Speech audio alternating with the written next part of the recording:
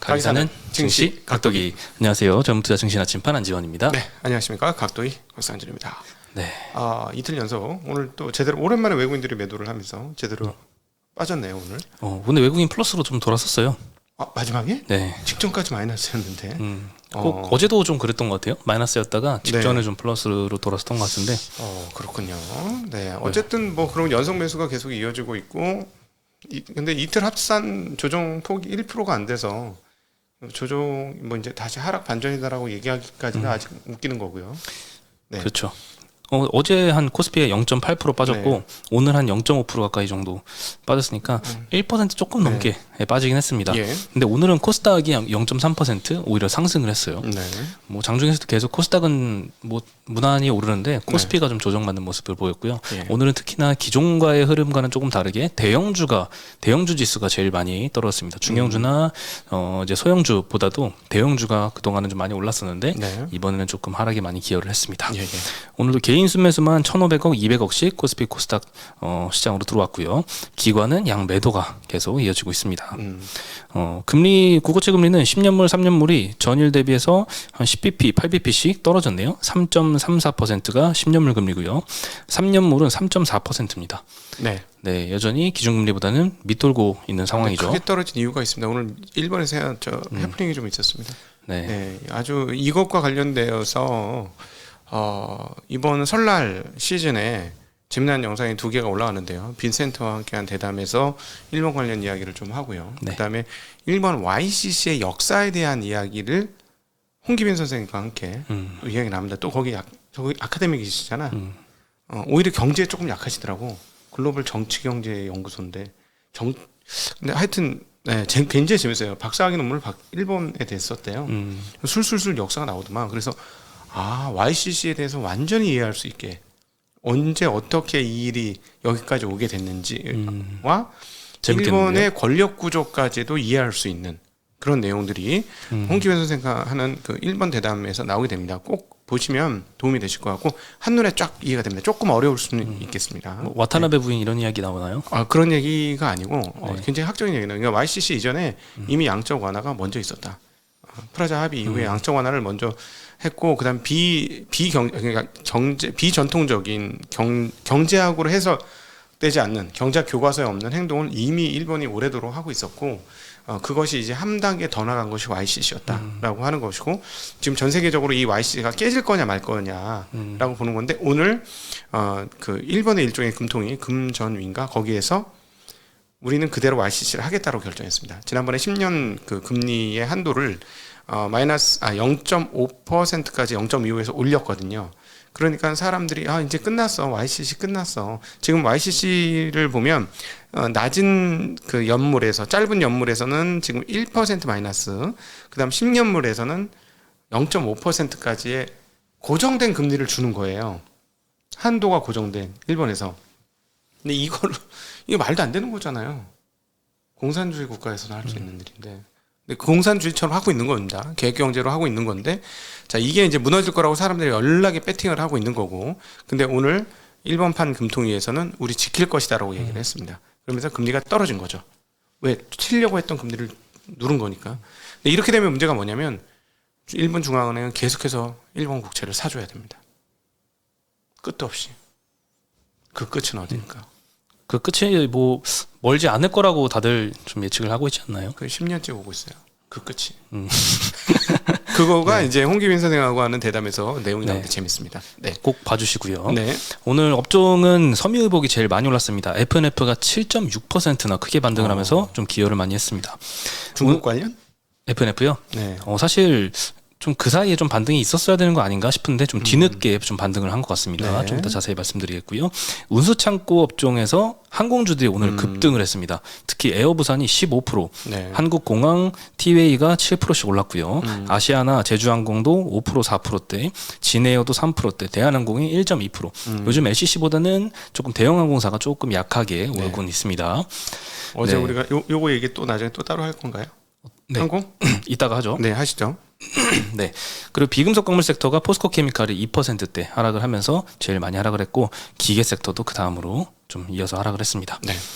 네, 일단 하이투자증권에서 국고채 금리가 지금 기준금리보다 더 아래로 떨어져 있잖아요. 네. 이런 현상이 벌어졌던 과거 사례들이 어떤 때가 있었나, 그때의 공통점이 무엇인가를 찾아보니까 3개월에서 한 7개월 뒤에는 기준금리가 실제로 인하되더라 라는 현상을 발견했다. 이런 리포트 자료가 나와서 한번 소개를 해드리겠습니다. 2008년, 2016년, 2019년 그리고 현재 2023년 1월 달에 지금 이런 현상이 나타나고 있는데, 사실 이거보다 더 많긴 한데 현재와 유사하게 기준금리가 인상되거나 아니면 동결되는 기조 요 한가운데서 국고채 3년물 금리가 기준금리를 하회했던 시기만 뽑아서 이렇게 4개 정도가 나왔습니다. 뭐 각각 이제 금리 역전 이후에 7개월, 4개월, 3개월 뒤에는 기준금리 인하가 실제로 시작이 되어서 과연 이번에도 다르지 않다면 3개월에서 한 7개월 사이에 기준금리 인하가 뒤따르지 않을까. 근데 3개월 뒤에 기준금리 인하가 벌써 되기는 조금 이르다. 하지만 7개월 뒤에는 가능하지도 않을까? 이런 의견을 좀 제시를 하고 있습니다. 네. 물론 현재는 물가 수준도 굉장히 높고요. 한국은행의 물가 목표치가 2%인데 요거 진입도 아직은 좀 불가능한 상황이지만 한국은행의 톤은 분명히 변화하고 있고, 다만 연준으로부터는 독립되지 않다라고 언급을 했었잖아요. 네. 총재님께서. 그래서 이제 2월달 FOMC에서 25bp로 일단 금리 인상 폭이 좀 줄어들고 긴축 사이클 종료나 아니면 경기 둔화 전망이 뭐 공존한다면 기준금리 인하도 그때는 좀 가능하지 않을까. 결국에는 연내 금리 인하 가능성에 대해서 조금 열린 생각을 좀 갖고 있는 이런 의견이었습니다. 요즘에 이런 의견들이 굉장히 좀 많아지고 있는 것 같습니다. 미국 채권 시장이 생각하고 있는 게 이 점이에요. 네. 금리가 떨어질 거다라고 하는 건데, 그래서 누가 이길 것이냐에 한판 승부가 있는 거고, 사실은 금리 시장의 판단이 이긴다면 경기가 디플레이션 또는 리세션 이런 것들이 오는 것이기 때문에 주식시장 입장에선 좋을 건 아마도 없을 것이다. 이 부분에 대해서도 빈센트와 함께 재미난 이야기를 나누었습니다. 네, 실제 금리도 많이 떨어지고 있어서 전단체 금리도 막 예전에 막 7%대, 8%대 나왔는데 요즘엔 A1 똑같은 등급인데 막 4%대 금리가 막 쏟아지고 그렇죠? 있어요. 그래서 제가 이제 요즘에 그 IRP 고객이라든가 퇴직연금 하시는 분들한테 빨리 3년짜리 정기예금을 들어라. 현금 최소 30%는 갖고 있어야 되잖아요. 비위험 자산을 7대 3이잖아. 위험 자산과 그 IRP 같은 경우. 그래서 30% 현금 들고 있지 말고 무조건 정기예금 들어라. 라는 말씀을 드리고 있습니다. 무조건이야는 금융에는 없는 건데. 네, 그렇죠. 뭐 또 예전에 서귀파동처럼 네. 그때처럼 이제 또 두 번째로 물가 상승 사이클이 또 나타날 수도 있잖아요. 그래서 무조건이란 말은 빼고 상당히 높은 확률로 네. 이렇게 좀 전문적으로 얘기했는데 야바이꾼처럼 무조건 뭐 이런, 참 입이 좀 쌉니다. 예. 네. 그리고 FNF 이야기인데요. 일단 1월 6일에 최근이죠. FNF 주가가 급락했던 적이 있었거든요. 그때 이제 중국 내에 MLB 굉장히 인기가 많은 브랜드죠. 이 악성 재고가 좀 적체되어서 23년도에는 신규 오더가 없을 것이다. 이런 좀 루머가 좀 돌았거든요. 네. 그때 주가가 막 마이너스 7%로 이제 종가로 마감을 했었는데 그 이후로 좀 의미 있는 반등을 못 하고 있었습니다. 예. 근데 그때도 여러 하우스에서 이거는 기우다라는 의견을 다 공통적으로 좀 제시를 했거든요. 당시에 DB금투에서 MLB를 거래하는 도매상 수는 중국 전역에서 20군데가 넘는데 단일 도매상의 상황을 이 중국 전체 상황으로 확대 해석하는 것은 좀 무리다. 이런 코멘트를 좀 했었고요. 네. 신규 출점만 고려해도 신상품 수요는 증가할 수밖에 없는데 현재 중국 대리상 매장 수가 850개가 넘고 23년도에도 최소 150개 이상 출점할 것이다. 그래서 큐가 줄어드는 것에 대한 우려는 조금 과한 것 같다라는 코멘트를 냈었고, 메리츠에서도 이제 중국 도매 사업을 시작한 지 10개 분기 정도밖에 안 됐는데 악성 재고라면 보통 우리가 3년 이상을 칭하거든요. 근데 10개 분기밖에 안 됐는데 벌써 뭐 악성 재고가 막 쌓였다라고 이야기는 좀 힘들어 보이죠. 그리고 작년 3분기 기준으로 재고 자산 회전율도 4.6회로 역대 최고 수준을 기록한 상황에서 게다가 또 광군제 매출도 굉장히 이번에 잘 나왔었거든요. 작년 말에. 그래서 브랜드력을 잃었다라는 평가는 조금 기우다, 이런 코멘트를 좀 공통적으로 냈었고, 얼마 전에 영상이 올라갔던 이해니 연구원도 FNF에 대해서 뭐 잠깐의 이 노이즈일 뿐이다라는 의견을 좀 내시더라고요. 네. 근데 반등은 굉장히 좀 느리게 한 것 같아요. 네. 그 사이에 좀 그 노이즈 이후에 추가적인 노이즈나 아니면 뭐 그런 업데이트 소식이 없었거든요. 그래서 이런 우려가 점점 시장에서 잊혀진 게 아닌가. 예? 홀딩스는 먼저 올랐는데. 홀딩스요? 네. 예. 홀딩스 주가는 안 봤네요. 네, 홀딩스는 먼저 올랐어요. 그래서 좀 신기하다 했어. 왜 홀딩스 오르는데 왜 FNF는 안 오르지? 좀 신기했었습니다. 네, 근데 최근에 이제 중국 리오프닝 기대감도 좀 올라가면서 이제 조금 우려가 좀 해소되지 않나 이런 생각도 듭니다. 그래서 이게 모자만 파는 건 아니죠, MLB가. 그렇죠. 근데 모자가 주력인 건 맞죠? 모자가 인기가 굉장히 많았었죠. 네. 모자 재고야 뭐 3년 지나도 사실은 상관없는 거 아니야? 모자도 그렇게 유행을 타는. 의류보다는 조금 재고 처리가 늦지 않을까는 싶네요. 작잖아, 사이즈가. 사이즈도 적긴 하죠. 옷값만큼 받잖아. 그렇죠? 가격은 옷값. 그러네요. 네. 이게 되게 좋은 아이템이긴 해. 왜 모자가 15만 원, 20만 원씩 해? 모자가 20만 원씩 하나요? 아니 그 정도 하는 거 아니에요? 당분간 티도 15만 원씩 한다면서. 아 그렇죠. 뭐 명품 티 이런 거는. 근데 뭐 모자 옛날부터 비싸긴 했어요. 좋은 건. 네. 네. 뭐 저는 3만 원 이상 모자를 써본 적이 없어서. 아 네. 제가 앞으로 돈을 많이 벌 수 있도록 가이드를 잘해드리겠습니다. 부자들의 세계도 한번 나중에 경험을 해보는 걸로. 네. 알겠습니다. 그리고 이제 설 연휴 앞두고 리오프닝이 계속 강세를 보이고 있어요. 오늘은 또 항공주, 여행주들이 굉장히 많이 오르고 있는데요. 일본 여행 열풍이 좀 요즘엔 가장 좀 주력한 요인이 아닌가 싶은데요. 일단 12월 달에 인천공항 일본 노선 여객 이용한 여객 수가 81만 명 정도로 코로나 이전 2019년보다 7.2% 높았습니다. 근데 요거는 12월 데이터만입니다. 이게 데이터를 어떻게 보느냐에 따라서 조금 다르긴 한데 누적으로 보면 분명 그렇지 않지만 19년 12월 대비해서 22년도 12월끼리만 비교하면 그때보다 높았습니다. 그럼 역전이야. 이제 막 시작 아닙니까? 근데 물론 이제 중국이 안 열렸으니까 일본에 쏠리는 부분은 있네요. 그렇죠. 예, 그 부분은 있는데 최소 일본 노선은 역전이네. 그렇죠. 아니, 내가 사실 알아봤거든. 4월달 중순부터 6월달 중순까지인가는 없어요. 패키지가 아예 없어. 그렇죠. 요즘에 뭐 그런 상황이죠. 그래서 여행 업체들도 지금 상당히 오릅니다. 모드 투어라든가 하나 투어도 오르고 있고요. 내가 모드 투어를 어제 들어가서 봤거든. 진짜 궁금해서. 얘네 어떻지? 왜냐하면 5월달 초가 황금 연휴예요. 일본한테는. 그래서 알아봤더니 5월달만 없겠지 하고 봤더니 웬걸 4월달, 6월달까지 패키지 여행 상품이 없음. 근데 이거 상품이 없는 거겠지 하고 돌려보니까 3월은 있음. 3월이요? 그 해당 여행 상품이 3월은 있는데 4월 중순부터는 없습니다. 그러니까 다 팔렸다는 얘기죠. 예. 그렇죠. 인기가 굉장히 많습니다. 특히나 이제 동남아랑 일본이 좀 인기가 많은데 최근에 이 대한항공이나 아시아나 같은 이 FSC라고 하죠. 대형 항공사는 조금 상승폭이 좀 덜한데 제주항공, 진에어, 에어부산 이런 LCC가 굉장히 강한 모습도 매출 비중을 보면 동남아나 일본 비중은 LCC한테 굉장히 크거든요. 그렇죠. 대한항공, 아시아나한테는 생각보다 적습니다. 네. 네, 이것도 통계를 보면은 대한항공의 매출 비중에서 동남아가 차지하는 비중은 20%, 일본이 차지하는 비중은 2% 정도. 두 개 합해도 22%밖에 안 되죠. 네. 미주하고 유럽 합해서 64%니까 이쪽이 회복돼야 진짜 대한항공의 여객 그렇죠. 회복이 시작이 될 것 같습니다. 그리고 이제 LCC들 중에서 살펴보면은 19년 12월 대비해서 22년도 12월 달 여객수 회복률을 보면요.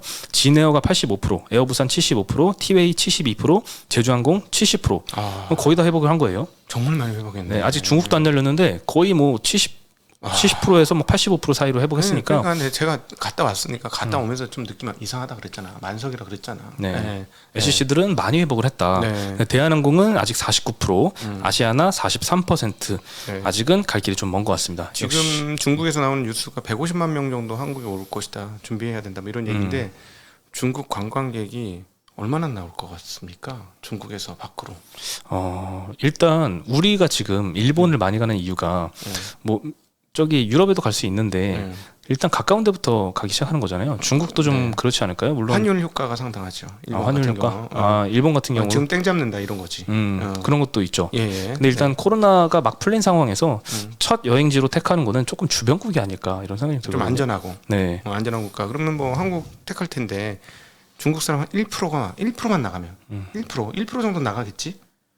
1,500만 원이야. 한국에 오면 감당 안 됩니다. 잘 데가 없어요.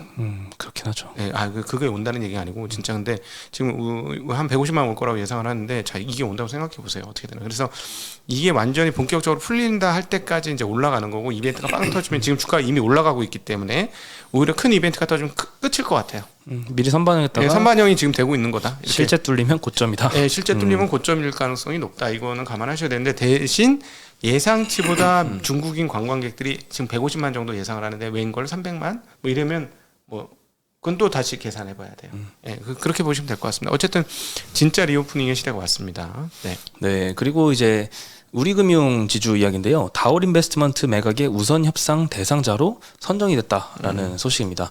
네, 일단 요 공시를 보시면은 매각 대상은 52% 지분입니다. 다올 투자증권이 갖고 있는 지분이고요. 다올 인베스트먼트 지분 52%에서 인수 얼마의 인수를 할 것인가. 이게 언론을 통해서 예전에 알려졌던 게 2,500억 정도였거든요. 그러면 이게 52%니까 대략 한 전체 지분은 한 5천억 밸류 였죠. 근데 이번에는 좀 2,100억 정도가 거론이 되고 있더라고요. 그러면 한 4천억 정도, 4천억 초반 밸류 정도로 좀 떨어지는 것 같은데, 인수가를 주당으로 계산하면 한 4천원 정도입니다. 근데 원래 보통은 인수가를 인수에 4천원에 인수한다라고 하면은 주가가 폭등은 하지만 까지는 잘 못 가잖아요. 근데 오늘은 찍고 다시 내려오긴 했습니다. 장중에 급등했는데, 근데 마감은 고가는 17%나 급등을 했었거든요. 그러면서 인수가도 넘게 올랐다가 종가로는 플러스 1.7%로 끝났습니다. 그러니까 이런 거에 매각 소식 이슈 듣고 잘못 들어가면 물리기 십상입니다. 아, 그렇죠. 항상 선반영 되는 거니까. 근데 되게 비싸다.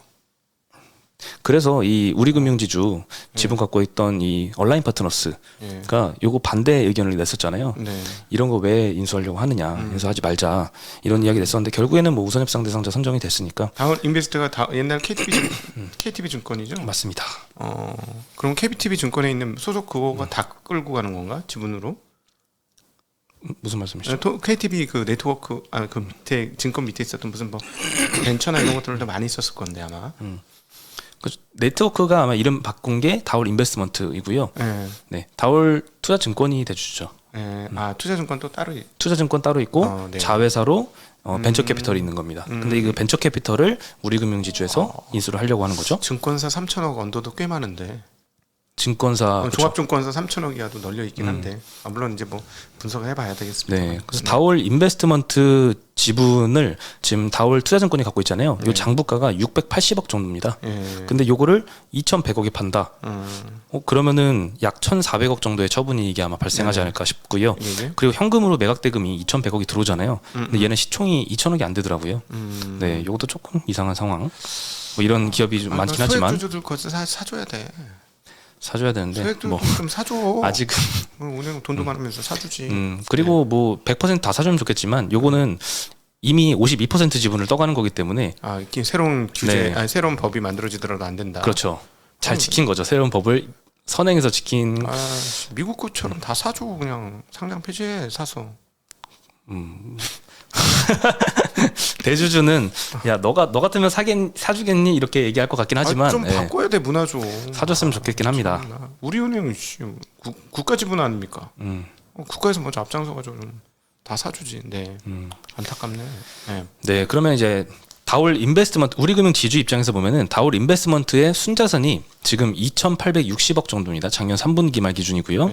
그러면 요 회사를 100% 지분 기준으로는 4천억 밸류에 인수한다 했었잖아요. 2,860억짜리 순자산을 물론 공정가치 평가를 다시 해보면 조금 숫자가 달라지겠지만 어쨌든 2,800억짜리를 4천억 밸류에 샀으면 그 차이는 1,140억이 나죠. 네, 1,000억 이상을 영업권으로 인식을 하고 추후에 이제 상각 가능하게 됩니다. 근데 지분만큼만 영업권 인식해야 되지 않겠어요? 그렇죠. 그렇죠. 물론. 그러니까 그 중에 절반 정도. 네, 그렇습니다. 네, 보통 이제 금융업종 같은 경우에는 이렇게 영업권보다는 연가매수 차익이라는 인식을 많이 하거든요.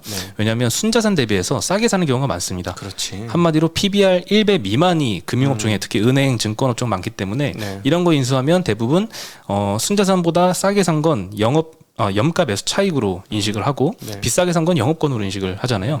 근데 이제 예전에 사례 보면 이것도 어마어마한 차익입니다. 2012년에 하나은행이 외환은행 인수할 때 염가 매수 차익을 1조 원이나 인식을 했고요. JB금융지주가 광주은행 인수할 때 5천억 인식했고 KB증권이 현대증권 인수할 때 6천억 인식했고 보통 금융사들 간의 M&A는 이런 염가 매수 차익 인식을 굉장히 많이 하는데 이번에는 물론 벤처캐피탈은 뭐 은행증권이랑 조금 다르긴 하지만 굉장히 좀 염가 매수 차익이 아니라 오히려 영업권 인식할 만큼 좀 비싸게 산 것 같다라고 하니까 이 온라인 파트너스도 반대를 좀 하는 것 같습니다. 이제 앞으로 그러면 증권회사 다 그렇게 올라가든가. 그러면 내가 봐줄게. 증권회사 PBR 1 가자. 게다가 PBR 1 가면 몇 조가 올라가야 되니 증권 업종이 아마. 그렇죠. 뭐 더블 이상 올라가야죠. 네. 야, 참. 그렇습니다. 네. 그리고 마지막으로 오늘 금융주들, 은행주들 특히 약세를 좀 보였는데 뭐 골드만삭스가 실적 쇼크가 나서 6%나 떨어졌더라고요. 네. 투자은행 부분 매출이 거의 반토막이 나가지고 전년 대비해서 네. 급락했던 것 같고요.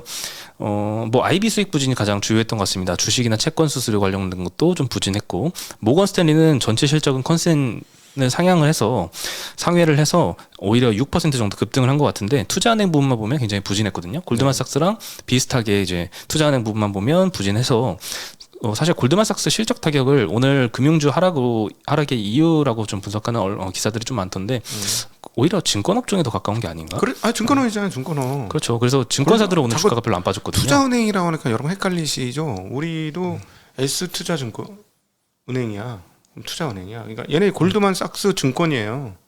그렇죠. 투자은행이 뭐 증권이지 뭐가 달라. 네. 그래서 이거 보니까 오늘 증권주 주가는 안 빠졌지만 아무래도 4분기 실적이 증권주도 뭐 쉽진 않겠구나 이런 생각도 들었고, 그리고 오늘 사실 이제 시중은행들이 한 1, 2%대씩은 하락을 했습니다. 신한지주, KB금융, 네. 뭐 하나금융 다 1, 2%씩 떨어졌는데 금융감독에서 이 고금리로 인한 가계부실 확대에 선제적으로 대비해달라라는 요청을 네. 오늘도 했습니다. 월요일이었나요? 그때도 한번 금융감독원에서 언급을 했었거든요. 3분의 1 정도를 뭐 주주환원을 쓰고, 뭐 3분의 1 정도를 뭐였죠? 예금자들을 위해서 사용하고 쓰면은 나머지는 국민을 위해서 써라. 네, 이런 것도 최근에 이 주주환원 움직임을 조금 가로막는 이런 노이즈로 좀 작용을 했었는데, 이런 게 지금 연속으로 계속 나오고 있습니다. 오늘도 이게 시중은행 한 17개와의 간담회에서 이런 언급을 했었고요. 구체적 방안으로는 뭐 변동금리 대출 비중을 좀 축소해라, 부실 우려 차주에 대한 지원을 제공을 해라, 뭐 이런 것들이었죠. 그래서 이게 변동금리 대출이 주면 당연히 이제 고정금리 대출이 좀 늘 거니까 NIM 마진에 조금 타격을 주지 않을까. 장기적으로 보면 긍정적인 맞는 것 같고요. 부실 차주한테 돈을 빌려주라는 건 돈 뛸 거 각오해라라는 얘기잖아. 그렇죠. 그래서 그 말이 어떻게 아직은 구체화되진 않았지만 어떻게 보면 이 위험 가중 자산 대비해서 자기 자본을 더 쌓아라라는 말로 혹시나 그 의미였다면 최근에 주주환원 움직임에 대한 제동으로 좀 해석을 할 수가 있거든요. 그래서 요거는 좀 노이즈일 것 같습니다. 네네. 네. 뭐 그래도 굉장히 큰 틀의 변화가 은행주에서 있어 와서 이 큰 흐름은 아마 바뀌진 않을 것 같고, 이 정도의 노이즈는 있을 것 같은데, 너무 최근에 한 20% 이상씩 다 급등을 했었잖아요. 신한지주도 뭐 25% 가까이 급등을 했었기 때문에 뭐 충분히 뭐 조정은 가능한 시점이긴 한데, 큰 틀에서는 방향은 아마 맞는 방향으로 가고 있는 만큼 좀 이어지지 않을까 이런 소망을 갖고 있습니다. 네, 오늘 소식은 여기까지고요. 저희는 내일 다시 인사드리겠습니다. 안녕.